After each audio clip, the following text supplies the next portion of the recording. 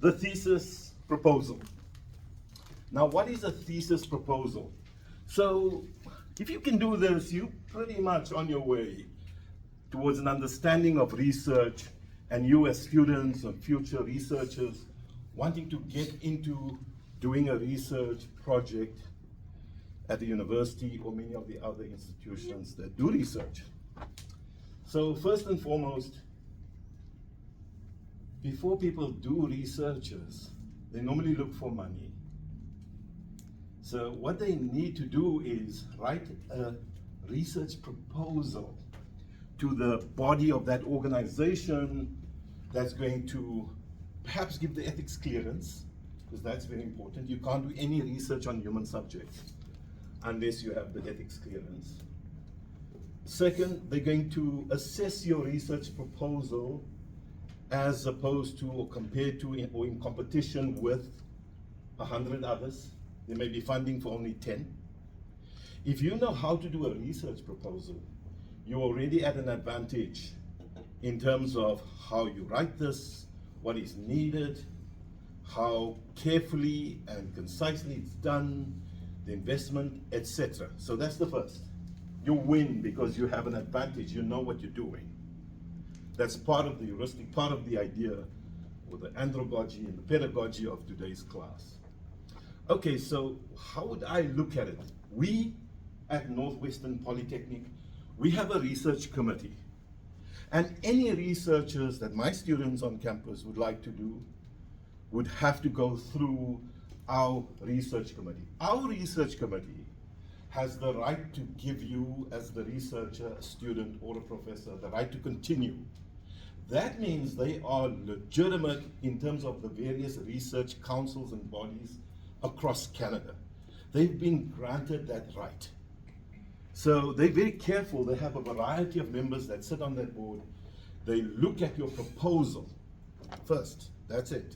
The proposal to decide whether your research, first of all, will be a contribution to the field, that it is significant, it is relevant, and that it kind of is written in an academic way such that who's ever written this proposal has a pretty good idea as to how to do research. So you may think, oh man, I'm going to do research on this topic. I'm very interested and there's some money lying around. Believe you me, it's a competition. And if you don't know what you're doing, you most probably won't get it. Hence, another part of the pedagogy and so on to make you a little bit more competitive. So this is how I would go about it. I'm going to put them into 3 different categories. So I'll do circles in this case.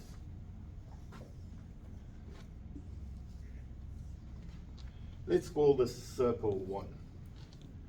Now believe me, this fits all researchers. First and foremost, whether it's your research paper you're writing, whether it's a research proposal, you need to tell your audience what it is that you will be doing research on. Now you can well imagine, what is that? The what of your research is a bit of an introduction. So there's going to be an introduction, and believe you me, the people who sit on those committees come from all sorts of disciplines. So you could be a psychologist, you could be a language major student, you could be a sociologist, there will be historians on there will be psychologists, there will be all sorts of people on there. They don't know the minutiae of your studies. They don't know, oftentimes, very little about your field. So any study, including a research proposal, needs to have some sort of introduction. Remember, what I'm doing here is painting the big picture. You will, through the year, fit them in the pieces of the puzzle, and at the end, when you hand in your research proposal, it will be a sound project based on what I'm saying here today.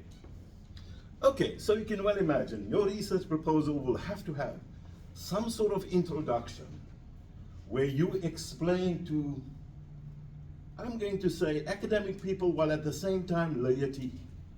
In that laity, in this term, no experts. They also need to have some sort of explanation as to the field that you are going to engage. So don't take it for granted. So you're going to write some sort of introduction in your final project. However, unfortunately in research, there's a bit of a to and fro, believe me, to and fro going on. In fact, anybody that does research will first today have to think of the tools of analysis at their disposal before they can do it. Because if you don't have the statistical tools to do studies on big populations, no sense collecting data. Or if you don't have the qualitative, and we do have that, and especially now with AI, if you don't have the qualitative tools to analyze the narratives that you've collected, it's going to take you forever to complete it, maybe years. So you can see how these are interrelated and how they the last part has to be thought of first, etc. This is the nature of research. Okay, so for our purposes, we're going to complete this project within the next few months. So you can see how what I'm expecting of you is something along these lines, but not the deep research, of which I will guide you as to what is needed over time. But you can see there's an introduction that goes on. However, oftentimes in that introduction, you have a research question. Because immediately when those laity and those dilettantes and those experts read your proposal, they must be immediately interested, or at least know what it is you are after. And that is shown through research questions. I twisted here today. I don't want research questions. There will be research questions. Yes, you can use that. But for my purposes, for now, in the beginning, I want a thesis statement. In other words, it's not a question, it's a statement. You make a statement. And that statement is going to be your guiding light. Because once a researcher sets up a statement, they've already taken a position. And hence, when you take that position, you almost have already set up the design, because that statement can only be measured, quantified, proved through certain methods. You've made the statement. You need some sort of tools in order to prove that statement. So you can see how a research statement is a lot more certain than research questions. Because you make a statement, and that statement decides the tools you'll be using. So really, your research design is already guided by that thesis statement. It limits you as to what you can do, and it also helps you in that you know exactly the pathway that you will be taking in order to prove or disprove whatever your thesis statement is. You're kind of limiting now, but it gets you going. I find many of my students in the later years, they tell me, wow, it was so easy for us to do our projects at the 3rd and 4th year level because others were still struggling. What are we going to do? What question are we going to answer? But once we figured out the statement, we knew exactly that's our design. That's the plus you have. So in here will be in the first, let's call this the first third of the project, will be a thesis statement.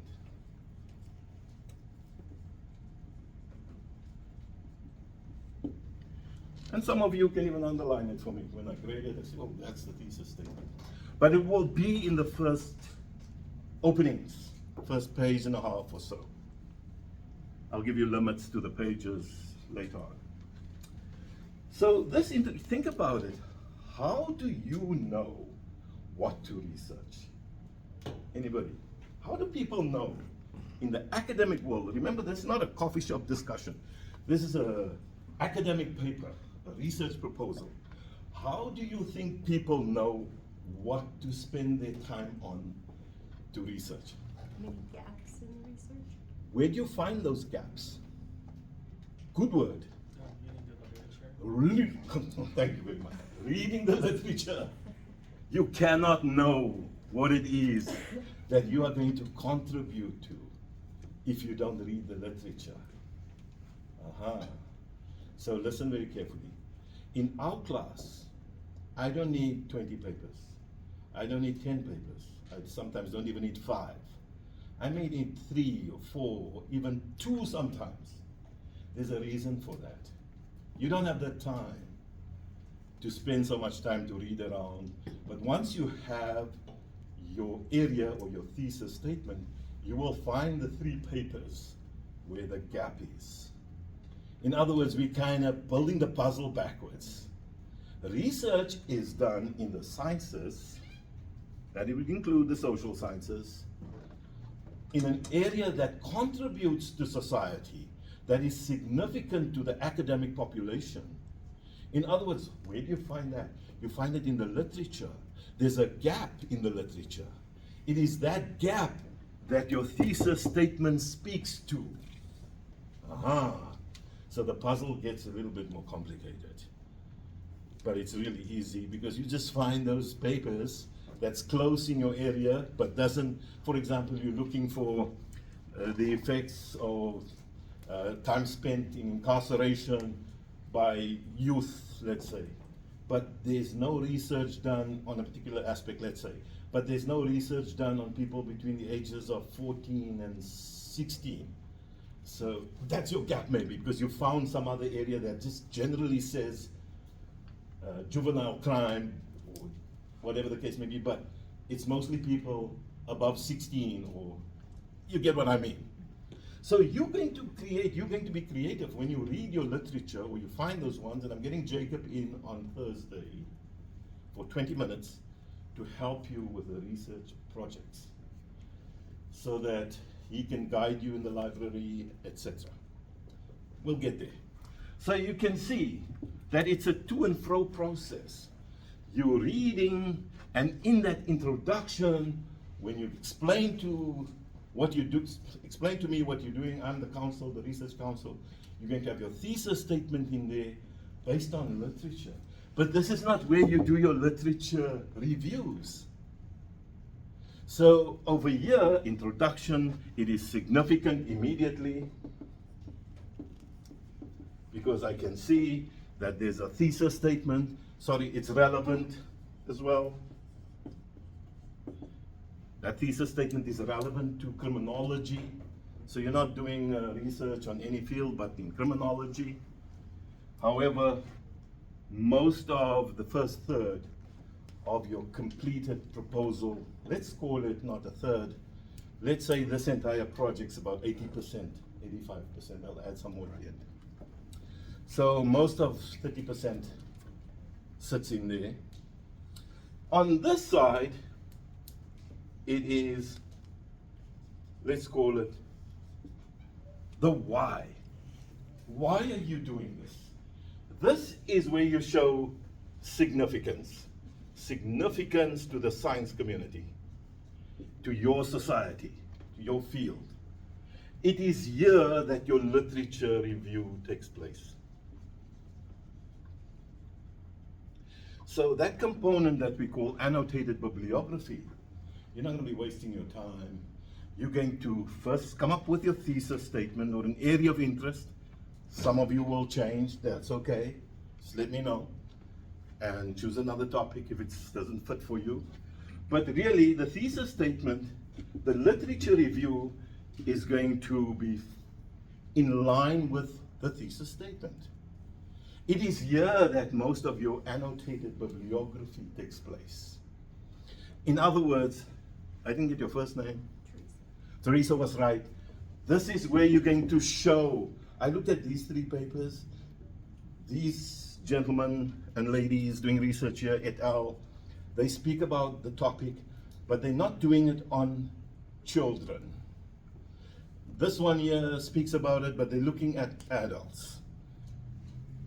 This one here speaks about children over 11. My research is interested between 7 and 10, let's say, or children under 10.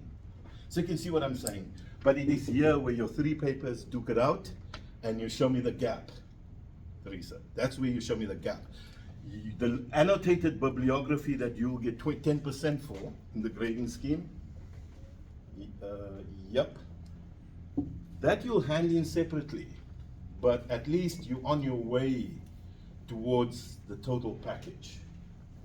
Okay, so this is where there's also significance from an academic perspective, shows relevance, but it's really the why are you doing this research?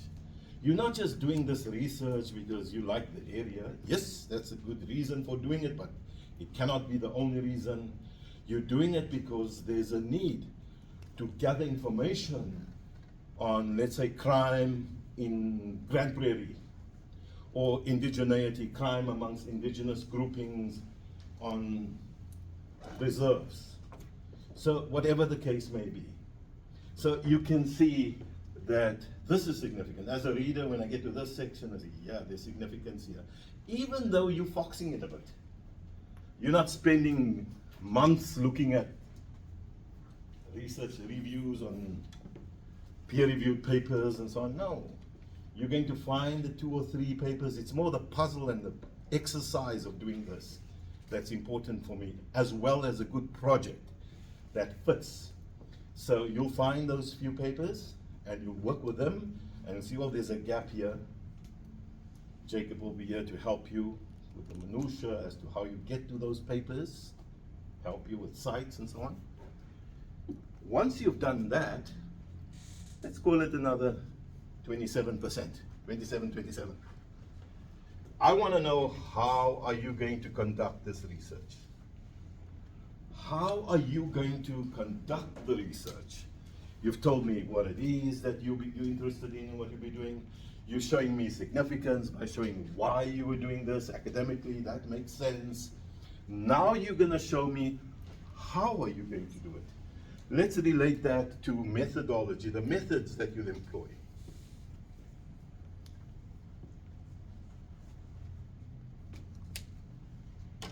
So the methodology. Am I going to use surveys? Am I going to do interviews? Am I going to do a combination of qualitative and quantitative methodology? I will gladly spend some time speaking about more common methods used in qualitative, in the social sciences, qualitative and quantitative. Maybe you'll be looking at statistical data from census data taken at the last census, and then use that data to kind of support qualitative interviews and surveys in order to better understand or have more significance in terms of your analysis and so on. So the methodology. In that section, you're going to tell me a few other details. Did you need ethics clearance, for example, to do the study?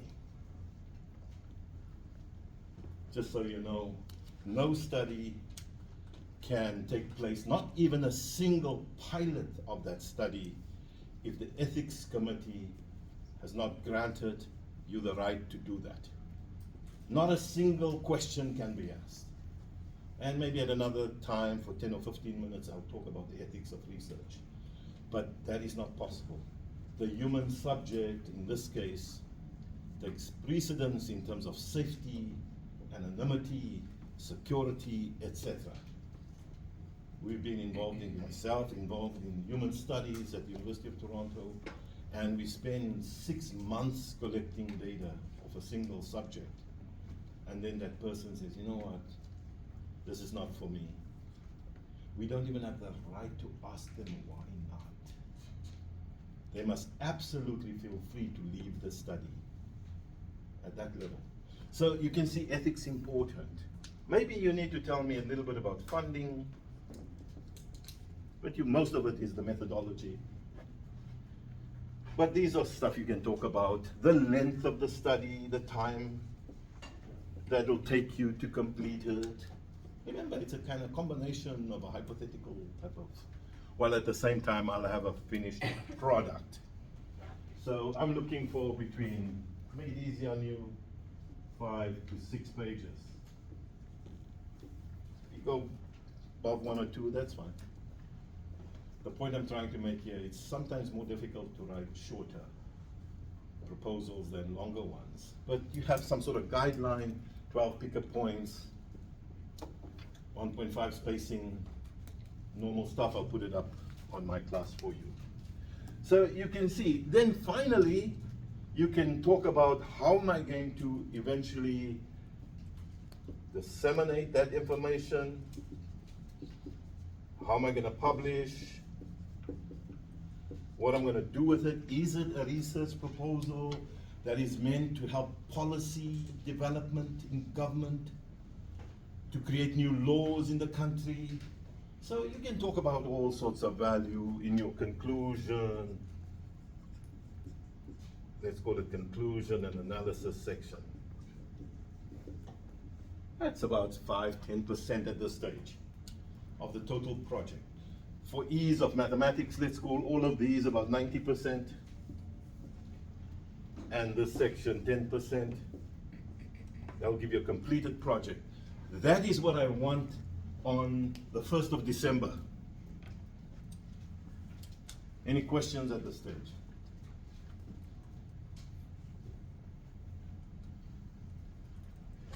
Okay, you can always send me emails, you can always ask me questions again.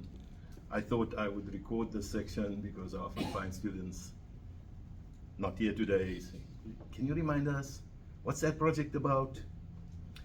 I don't always have the time because I have other classes, and maybe we can show them this one. Thank you very much, Mike.